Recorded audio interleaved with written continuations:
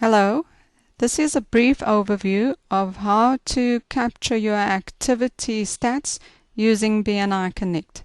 It starts with your login screen and you enter your username and your password and click on the login button.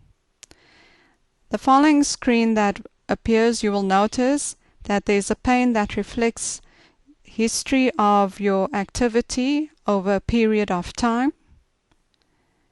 And it's specifically for your Vice President's use. This is the pane I made reference to.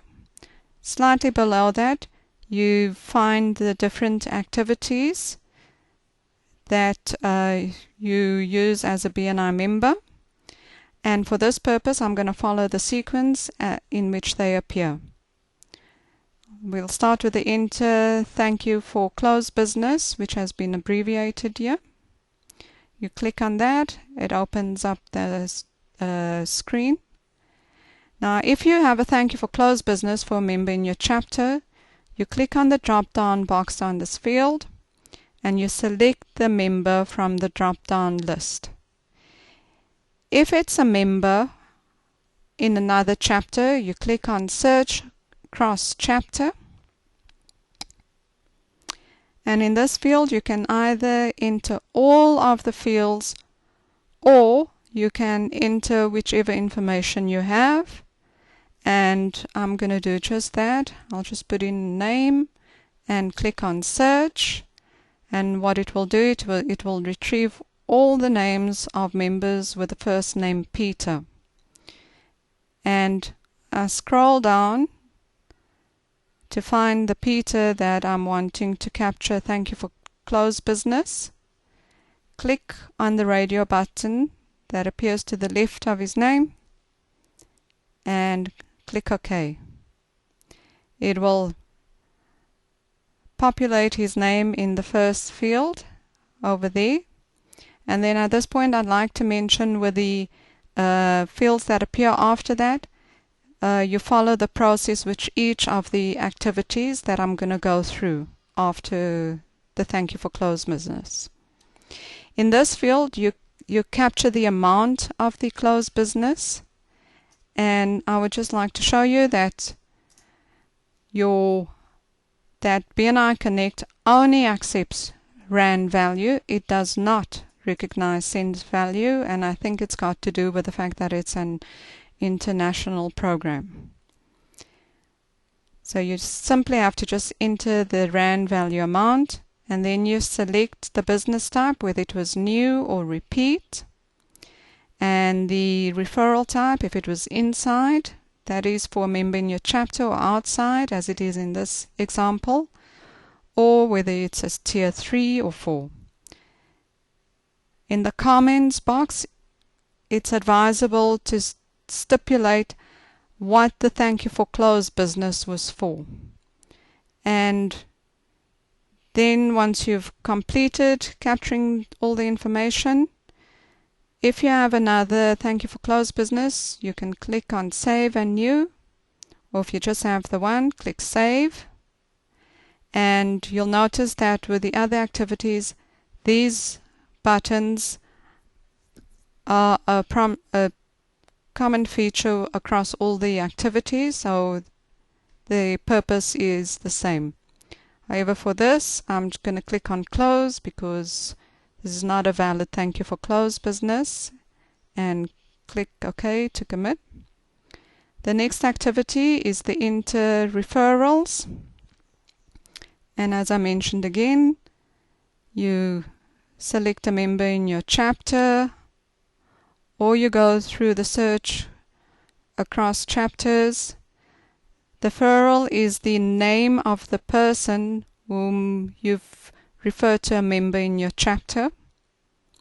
The referral type, inside or outside. Referral status is, you've either given your card, that individual your member's card, or you told the referral person that the member would call them. Alternatively, you can select both if you've done so. You can enter an address, but because it's optional, you're not required to. The telephone number is mandatory, so you need to enter that.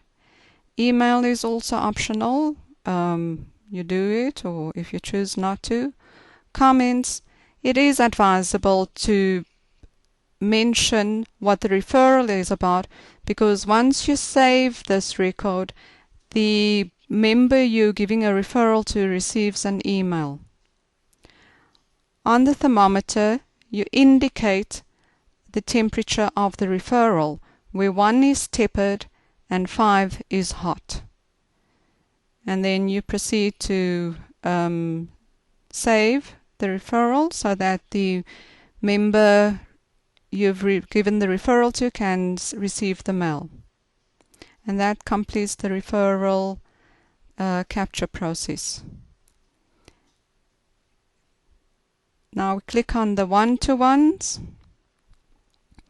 And again, the process is a member within your chapter or across the chapter. You perform a search. In this field, it will default to your name, and it's important that you select your name so that the data reflects accordingly on BNI Connect. In the location field, it's sufficient to just note the venue name and the area. Topics of conversation, just make a note of what was the topics of discussion in your one-to-one. In your date field, a widget will appear and you select the date when you had the one-to-one. And I need to just emphasize here, you only capture one-to-one after it had occurred. And then you save it, and that will complete the one-to-one capture process. The next one is enter your chapter education units, or otherwise known as CEU points. Your course title is reflected in the first column. The credits have been pre-assigned and they appear in the next column. The quantity earned is where you enter in the quantity to get the credit for it. For the podcasts, I need to just mention that you will need to have to listen to 5 podcasts altogether before you can capture the credits for that. For this purpose, I'm going to just do the Member Success Program as an example. And once you've been on Member Success Program training, you enter a quantity of 1, because it's just the one you've been on, and it will automatically update the total of your credits in the last column and the summarized total. Once you've completed capturing your chapter education unit points, you click on save, and that will complete the process. And that is all that is required to enter your BNI activity stats. Once you're done with your activity, you scroll down to the bottom of the page, and on the left bottom side is the sign out button. Click on it and it will log you out.